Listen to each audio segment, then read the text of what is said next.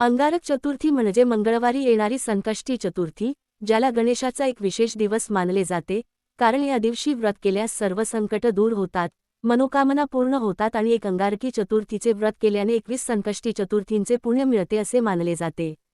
या दिवशी भक्त दिवसभर उपवास करतात आणि चंद्रोदय झाल्यानंतर चंद्राला अर्घ्य देऊन गणपतीची पूजा करून उपवास सोडतात, ज्यामुळे सुख समृद्धी येते।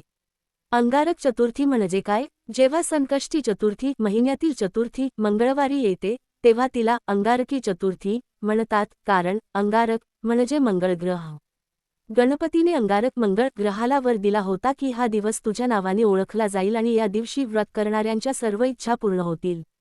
महत्त्व: संकट निवारण: या दिवशी गणपतीची पूजा केल्याने सर्व अडथळे दूर होतात। मनोकामना पूर्ती: या दिवशी केलेल्या उपासनेने सर्व मनोकामना पूर्ण होतात, असे मानले जाते। पुण्य: एका अंगारकी चतुर्थीचे व्रत हे 21 संकष्टी चतुर्थींच्या व्रताएवढे पुण्य देते, असे सांगितले जाते। मंगळ दोष: मंगळवारी सिंदूर लावून तिलक केल्यास कुंडलीतील मंगळ दोष दूर होतो, असेही मानले जाते।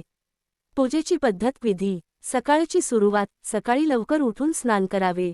गणपतीची पूजा: गणपतीची मूर्ती किंवा चित्र, फुले, दुर्वा आणि मोदकांनी सजवून पूजा करावी। उपवास: दिवसभर पूर्ण उपवास करावा किंवा फळे, दूध यांचा समावेश असलेल्या फलाहाराचा अवलंब करावा।